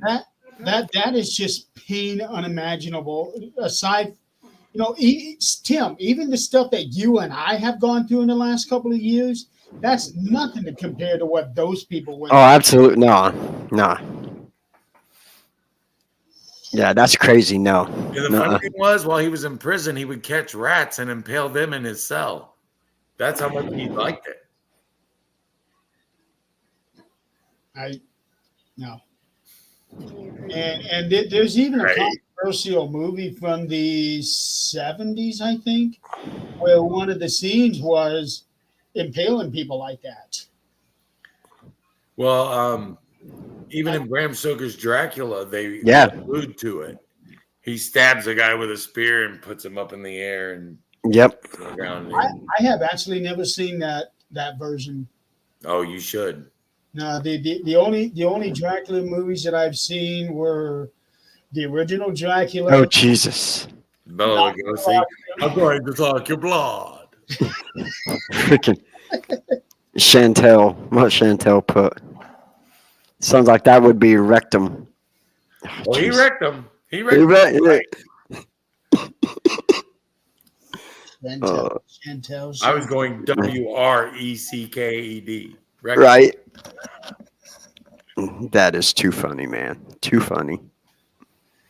Now, like I said, it was so bad that when the leader of the Ottoman Empire marched up and saw 20,000 of his own men up on poles screaming and yelling for him to get him down, he turned around and fled Transylvania. Never went back into the country again. Can you blame the guy? I Oh, did hey, the same thing. how you doing, Bob? Hey, Joe. Them. Yeah, what? No, you know what? See you later. I couldn't do it. Seeing something like that would Strike wreck fear. my life. It's kind of why he did it. Struck fear into the heart of the opposing army. That's what I'm saying. The Ottoman leader probably pulled up and went, "Oh, hey, Bob. Hey, Joe. Yeah. You guys take care of yourselves. See you later. Bye." I'm good. Bye. Just like earlier today, I was doing a little research for a story that I'm writing, because I did a little bit of reading on the Roman Empire, and found out that they were rather brutal in their own way. Oh, yeah. I didn't realize that they started in just a little tiny spot there in Italy, and over the course of the next couple hundred years, they expanded almost into all of Europe, parts of Asia, and parts of Africa. Yeah. Yep. The biggest part of the world is war. Yeah. Um, Well, I mean, war. I think Winston Churchill said it best. War is hell. that's an understatement, honestly. I mean, It he also is. said if you're going through hell, keep on going. But, Yep. but I mean, war, unfortunately, in this world, has always been there, and we're still seeing it today. It is. And honestly, you don't need war to go through hell. One of the guys I work with was talking about the conflict in Israel the other day, and he said, why are they even fighting over that? I'm like, are you kidding me? I'm like, that patch of land has been fought over since the beginning of time, Right. quite literally. That You land know, has been fought over and fought over. No, that land is so soaked with blood that, Lord only, probably the one people that have ruled it the longest, or you're probably talking about the Roman Empire. Probably. Probably ruled over that land longer than anybody else, but it has been fought over and fought over and fought over. Yeah. And the Roman Empire has probably ruled over the largest any leadership or dictatorship, or anything like that, Yeah, because they were so vast. Like literally, they had almost all of Europe. Then all of a sudden, it just started dwindling down very quickly. yeah. well, they said Hitler himself was jealous of what the Romans accomplished. That's why his dream was. Dream was, yeah. That's why he brought Benito Mussolini into it, because he was Italian. Yeah. So is he a serial killer? You know, mass murder. I think one of the best saying is, it's not the best, but is by Plato, and he says, only the dead have seen the end of war. And that is an honest fact. Yeah. It is. And the sad thing is, that's also the last thing they have ever seen Yep. and ever known. Have a good night, Chantel, or have a good day. Good morning, Chantel. It's Yeah. 4:51 right now for her. Yeah. Good morning and have a good day. Drink coffee. Yeah, she'll be drinking coffee and working with horses. I think, yeah, last I remember, she worked every Saturday with horses. Yep. I'll be getting up about that time to go deer hunting. That's my every morning. And I'm not even hunting this year. I'm just trying to help Mason get a buck. Good. And if you can believe this, the same spot where I shot my buck out last year, there are buck prints this year that are bigger than the one I killed last year. Dang. That is true, Clark. Remember, you called me when you got that buck, because you were so excited about that thing. Oh, Have a good night, Chris. Good night. Yeah, I remember you called me that, like either that night or the next day. You were so excited. I got a massive buck last year. From everything I've been told, it was like the third or fourth largest buck killed on public land in the state of Indiana last year. Do you still have any of that meat left over? Yeah. Yeah. Want some? Maybe that's why you're taking the year off, because you Hey, still. I'll be back. They did it again. Yeah. But there are programs here in Indiana for game meat to be donated for the hungry to help feed people. So so we're looking at probably doing some of that with some of Mason's if he gets a buck this year. That would actually be a good thing, especially around this time of year where it's getting colder. Yep. Some people get on me about hunting, and I'm like, I hate to tell you this, but if you go to Gordon Ramsay's restaurant and order venison or rabbit, you're paying $120 a plate for it. And that's no joke. I looked it up. I know, because I remember you telling me about that. Yeah. Gordon Ramsay charges $120 a plate for rabbit, and I can get it for about 35 cents. Mhm.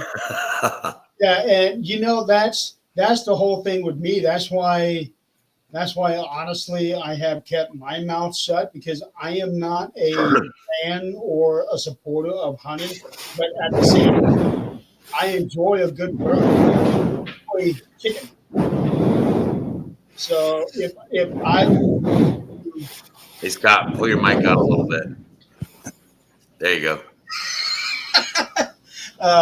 so yeah, if I were to do like a My bad. against hunting, but yet I'm turning around and still eating meat, I'd be a hypocrite. So that's why I just keep my mouth shut about it. Yeah, for me, it's about carrying on a tradition and teaching, younger generation how to survive if the world should ever get to that point again. Right. If the zombie apocalypse ever happens, everybody's gonna be knocking on my door. Well, now see that's something that you would have No. to think about with the zombie apocalypse. How do you know that these animals are not infected with that same disease? Well, I mean, I think you'd be able to tell. Because I remember one episode very specifically on The Walking Dead where a guy had literally fed meat from somebody who was a walker to these people, and it infected them that way. Well, I wouldn't be eating the people, Jeremy. I'm just saying I know how to go out and get my own food. It don't matter. Still, you're still eating meat, and when you go into an apocalypse like this at some point, you're not going to get very picky about what you eat. Yeah. You can't afford to. Remember, Tim, you'll want to come out here because you're in town where everybody's going to be. You Dude, come out here. There's 3 or 4 deer live right here in my addition. Yep. Well, I got a woods right behind my house and beside my house and across the street. I'm just saying. Oh, I'm not saying I wouldn't eventually come out there. I'm just saying Here's the beauty about where I know how to go out and get it. Scott, here's the beauty about where you live, and Nick is going to appreciate this. You got nothing but corn all over the place there. Yes, I do. Somebody's got to plant it. Well, I did have. It's not there anymore. It's gone now. Next year will be soybeans, Okay. which I'd rather have soybeans because if there is a zombie apocalypse, I can see them better in the soybeans than I can the corn. Just saying. And the And scary you've got enough land out there, that we could going plant a around garden. is you have all these children out against coming at you. I've learned how to can. Yeah, It's about Chris, time. now, so we can. I still remember that commercial that we did when we were all coming out of the corn. Yeah, dude.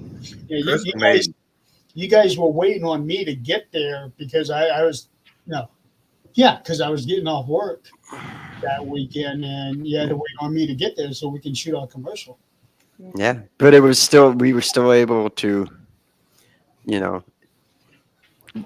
get it done, and it turned out really good, especially with cornfield. So It did. And I think that was the last thing we shot too. That hard corn. Yeah. Yeah, it was great. Scott tripping and falling. Been a minute. And we were so dead against it, him doing that, but he You insisted. were. But I once did. once that guy put all of that together and gave us the final product, it was genius. Yeah, my friend of our daughter's, Ben, who was a film student at the time, did it. Yeah, he did a really good job on it, dude. He did. It was fantastic. Holy cow! It's a Nick, rock. Children Yep. of the Corn, Nick. Life That has- movie gives me nightmares to this day. life has changed so much. I love that original movie and the first remake. Everything else. There's only one scene in that movie that scared the hell out of me, and there's a story behind it. I was staying the night at a friend's. We were all watching that movie. His older brother went to bed and went to sleep. And right at the point when the husband and wife are in the car and the kid comes running out of the corner, right when the car, Car hits the kid. Yeah. my buddy's brother, who's asleep in his bedroom, I'm sound asleep, screams, "No!" Right at that point, in his sleep. That would be unsettling. I came that close to it not being raining and me standing in a puddle. I totally understand that. I thought you were going to say you were this close into needing a new pair of underwear. Well, Same that thing. is same thing, same result, Jeremy. Yeah. Well, I meant like crapping your pants. Well, yeah, It was probably coming out both sides. yeah. Let me tell you, that'll make your heartbeat jump. Well, just to see it alone is enough to do that without the guy screaming in his sleep. Yeah, 'Cause if you- exactly. His brother like had a nightmare or something and just screamed no in his sleep. And we went in and checked. He was still asleep. Because we thought he had like timed it out perfectly or could hear the TV. Oh no. He was sound asleep. Freddy Krueger's the one who timed it. Subconscious, he's picked it up, man. Must have been. It's crazy how these things work out sometimes. Yeah. It is, man. It freaked me out. Yeah, but that whole movie really is creepy because you just don't see stuff like that. You don't. Except for in Indiana. That's right. Country. Come out to my house. I'll show you some corn. Crystal made a good point there. You ever been up to Amish country? I have. Yeah. Yes, I have. Far off, is it? We have a huge, or Nope. used to have a huge Amish community south of us. I don't know how it is now. I'm sure they're still there. Oh, I deliver packages to them. yeah. There you go. I just don't go down there in that area. It's been It always amazes me when we pull up to an Amish house and Crystal has an Amazon package to deliver to an Amish person. They're mad. it's an Amish person ordering off of his Amazon. They're mostly Mennonite. So Ah, That makes sense right there It confuses people. yep. The difference. yeah. because they are Amish, but they have that exception to the rule where Exception, right. Yes. they up They're allowed to to use electricity and wear colors. and Yes. drive. Some. Yes. Some, yes. Yeah, Yes. because I have seen a lot of them driving back when I was still living in Decatur. And I remember because I was young, I didn't realize it. Why are Amish people driving? And I asked my mom about that, and she explained to me the difference between Amish and Mennonites. Yep. Yep. That is true, Nick. The Amish people know food. They know food. They definitely know food. They know food. Nick, That they do. it's funny that you mentioned cookies because that's the title of the story that I'm writing right now, Cookies. Nice. Yeah, it's a Christmas horror story, and it's titled Cookies, so use your imagination on that one. That could go That's really- right, Tim. You say that you can ruin Christmas by telling the truth? Bullshit. I am ruining Christmas by making up new stories that nobody's ever heard of before. I do ruin Christmas for a lot You of say people. that- I know. And Also on that topic, I know I sent a message to him. I don't think I told you, Scott. But Scott, do you remember back at the Old Lake Jail when you said Christ compels you, and then something came through and said that don't work here, boy? I do. I actually I do. put exact dialogue in a book that I finished writing last month called The Real Exorcist. I put that exact dialogue in that book. Dude, that is awesome, man. Yeah, I remember that, dude. I I could remember that. I knew that if there was any way that I could be able to incorporate that into a story, that was it. That was the only way Clark, that's a good comment, Clark. the Cookie Monster would come out of. No, it's not. It's not a Cookie Monster. You know, but that would be funny. It would be, yeah. I can promise you that. But I am eventually going to be doing a Peanuts horror story. So. The only problem is getting around the copyrights on that one because that ain't going to go. That's not going Right. to remain in a long, long time. Yeah. So I have to figure out a way around that. Winnie the Pooh I could do, but not Peanuts. So I'll figure something out. Be hard. Oh boy, guys, we have been on here for 2 hours. We have. When you get the three of us together, it's hard to shut us up. I know we have It is, dude. with us we lose the ability to shut up. We do. I have that effect on people. But we need to catch up too. How Yep. long has it been since the three of us? Well, four of us really. Chris, It's it. Crystal here, she's just off camera. right. So when's the last time the four of us have actually gotten together? It's- It needs to happen. It's been many years. It's Yeah. been too long. It's been too long. Yeah. Yep. February hit and it was like a slip and slide and it didn't stop till it still ain't stopped. Nope. Yeah, the last 2 years for us has just been I Yeah. know, and honestly, I know that's why I have been leaving you guys alone because I know that you guys are just so hectic, and every now and then I'll just shoot out a message. yeah. Um, But it's Yep. just between the two little taters, one coming and one here, and Well, between you two getting injured, Crystal staying sick with COVID and everything, and I'm sick now. there's I don't my even hear it in my scar. Me try- me trying to figure out at one time what was going on here, dude. It was not a good couple years for everybody, for all of us, dude. It really wasn't. it's trying to work against all of us. Yeah, absolutely.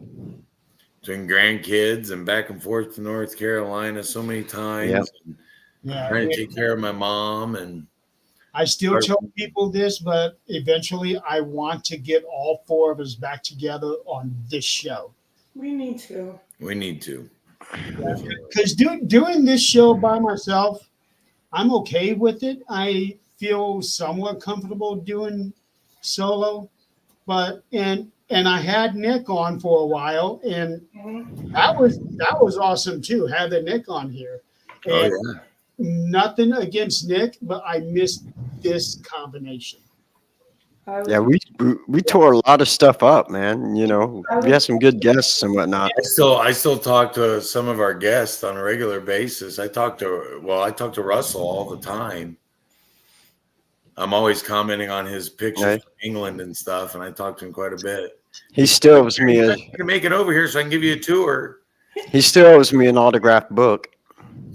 Send me a plane ticket, dude. You gotta buy the book. Yeah. Oh, I can do that too. He said if you message him, he will sell you the book.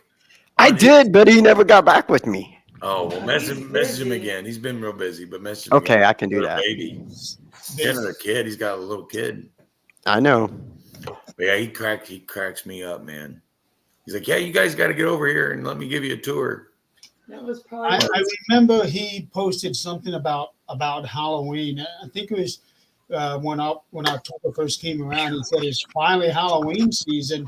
And I said, the hell it has. It's been Halloween for 30 days. You're just now catching up with us or something like that. Every day's Halloween around here. he was probably Yes. one of my favorite interviews.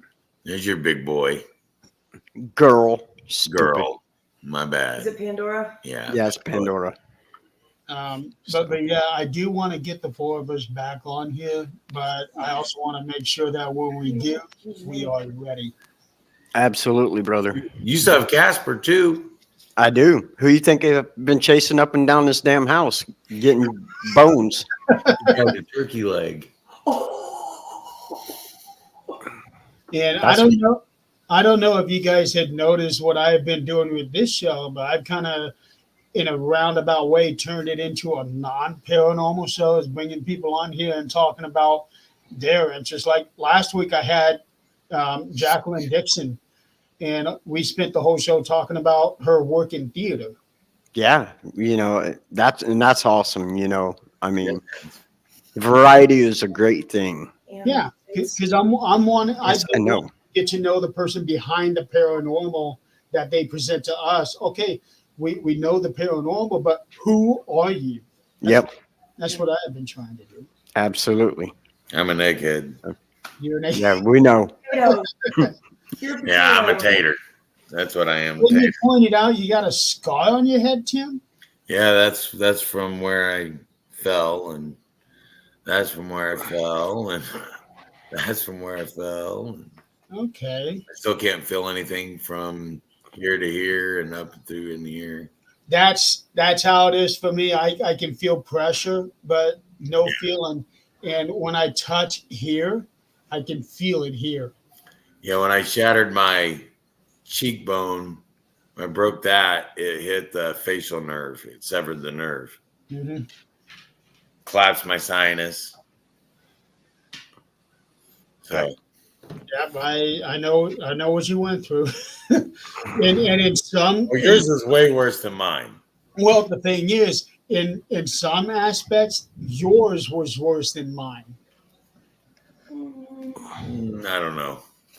Cause never when I would stand up or do anything did I ever feel nauseous. You told me Oh. every time you stood up, you felt nauseous. Yeah, I the never, concussion was bad. yeah. I had to go to concussion therapy, whatever the heck that is, and Yeah. look at a tennis ball while walking across the room and different things. But I had So to go in to some ways, you had it much worse than I did. yeah, any movement. Every time I got in the car, I'd get sick. Mhm. Yeah, in some ways it probably was. The concussion was really bad. Well, the point is, you both could have lost your lives. So, Yeah. how about you both just stop? Okay, just stop it now, and we'll be okay. I still have to climb high where I work now. But I know. kind of I really like what I'm doing now, so that's a plus. Good. I'm really liking what I'm doing now too. I still ain't going back to work. Hey, I like what I do. Go to work, but Yeah, I know. I still work. I just do a different kind of work. I do that. I do have to lift some heavy stuff where I work at. If you've ever Well- seen the drum for a drum brake for a dump truck, they're pretty hefty. They're very hefty. So, I hey, live- I love you guys, but I've got to jump off because I got to be up early. So, Me too. Yeah, I need to get going. I need to try to get out to Walmart before they close in 9 minutes. so So it has been great having you guys back on this Yeah, show. thanks for sending me. it was a great night, man. It was a good show. Good show. Taking over your spot, Scott. Hey, I love you guys. You guys can do that anytime. I didn't mean to jump in and disrupt your show, but I'm glad you jumped in, brother. I've missed you guys. I gotta jump That, in. Tim, is a gift. I know that we would just it was just going to be me and Scott, and we were only going to do an hour. But when he extended the invitation for you to come on, I'm thinking this is what the show needs. I mean, we were talking about you guys, and Crystal jumped in, and then you come in, dude. It was meant to be like this. It was, and this is a great way for this. Well, it's not going to be my complete. Have a good night, Nick. Good night, Nick. This isn't going to. I got one more show to do, and that's this weekend. But that's a wrestling show. But this is the last 13th dimension of the year, and there's no better way to end it than with the original clip. That's And- awesome. And if anybody wants to during the holiday season, go watch our Christmas Around the World special. That is That was one of our favorite I was episodes we gonna ever s- I was recorded. gonna say, That it was. Was my actually I may end up. I think last year I replayed that. You did, brother. Yep. Yeah, we so played this year. We played this year. You'll get a good laugh because it's a really funny episode. But we actually do talk about Christmas around the world. And Eventually. and it was educational too. It was education. It was fun. We had a lot of laughter. We talked about our personal Christmas traditions. It was a perfect show. talked about Schmutzy. I just want to say this though. It's not as good as the Halloween show with the makeup. I'm just saying. Yeah. I That just wanna was one of talk the about first episodes we ever introduced. We ever really did the nugget thing. that. So I don't know, but We actually ate chicken nuggets on the air. No, not the one that he's talking about. We did that was when it was me, Crystal, and Jenny.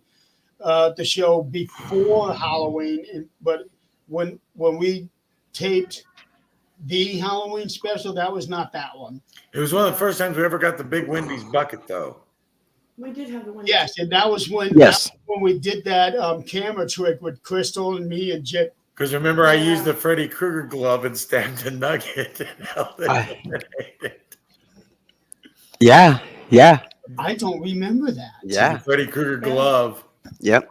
I remember that now. Yep. I don't. Because I had the bloody, I showed you guys the bloody. Yeah. Yeah, you did. That was Yeah, Your zipper Yeah. trick that. that was an interesting. makeup gone wrong. Yeah, I remember a couple of our guests on that Yes, show. I They know. were speechless because they were laughing so hard they couldn't do anything else. Yep. Yeah. So, yeah, I know. All righty. Love you guys, man. It's been blessed. This was an awesome episode. I could not have asked for a better episode to end off on. So thank you guys so Yeah, much. thanks for letting Thank me you. hop on with Yeah. guys. Thanks you. Thank you for having me. You guys, it's a given. I want you guys back on this show. I don't know that I can do it every week, but I love talking with Right. you all the time. Scott, Absolutely. if you're over here this week, let me know, bud. Say what? If you're over here this week, let me know. I will. Yeah, if I ever get Friday nights off. And, No, and if he's over here this week. hear this. No, if you're over here this week picking stuff up. Okay, I can do that. I'll let you know. Okay. I've got orange tag stuff he can take too, so I can call him, set him so he can Right. come over here. It's good to see you too, Natalie. I hope you have a good night. And remember, coffee, not tea. No, tea, not coffee. Chris is a tea drinker. Yeah, so is Natalie. Coffee drinker. You guys can fight over that off the show. And thank you guys. Yeah, it's been a great show, and thank you guys for playing along. This has been absolutely fantastic. It was great for me having you guys back on here. I know for some of these who watch our shows from the very beginning, I know they all miss this because this here is the perfect combination of everything I've ever done. You know, with Supernatural Talk, we have our own chemistry with myself. Dynamic. That we do. Yeah.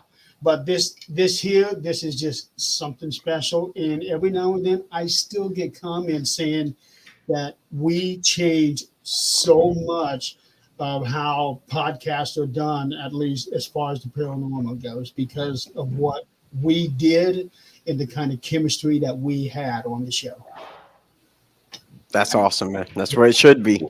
I still get that every now and then. Well, I'm glad people still remember me. Yeah, And Chris, definitely. Well, I said, didn't there's you? only ever been one rare bald-headed Sasquatch ever, so I don't think anybody's Yeah, I don't think so either. Just to put it in perspective, I'm not holding that away from my body. It's almost as long as my shoulders. Yes, yeah, he's got big feet, which means he needs to wear big shoes. Yeah. And big That's the And running joke. And And the other running joke, Little winner. that Tim came up with is we bow to no corporate sponsors.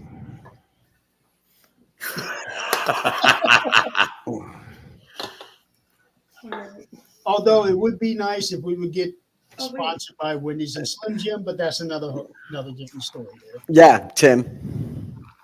Yes. Hello. What's up, Wendy's? Tonight to get me that.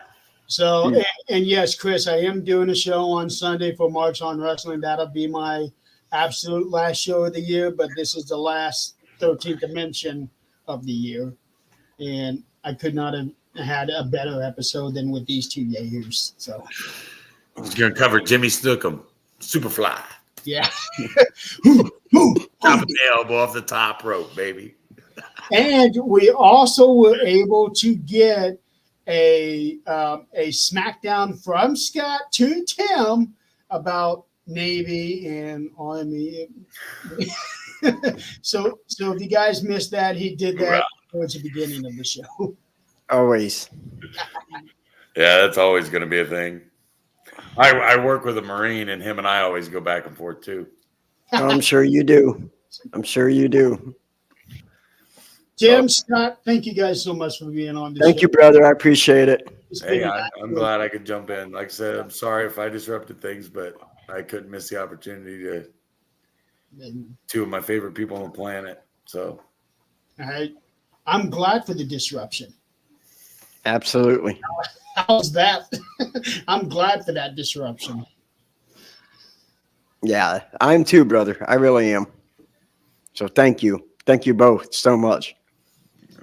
So maybe next year when I get up to doing shows again, might be able to get you guys back on. We'll do a forecast. yeah, Listen, Crystal just said she'll even come on camera. We'll do a whole thing, all four of us. conspiracy theories. Heck yeah! You know, we never did a conspiracy show for Crystal's birthday like we were supposed to. We didn't. We got shouted over. So yeah, I Yeah. love conspiracy theories any day of the week. I'll talk about that all night long. Yeah, I'm down for that. I know you could. All right, well, let's get off of here so I can get out to Walmart before. Absolutely. All right, thank Hey. you so much, everybody out there in the audience. Thank you so much for playing along with us. It's been a hell of a ride tonight. It has. Thank you guys so much. Appreciate all you. Thank you, Jeremy. Thank you, Tim. Love you guys. Love you Thank guys. guys as well for being on here. Have a good night, everybody. Night, everybody.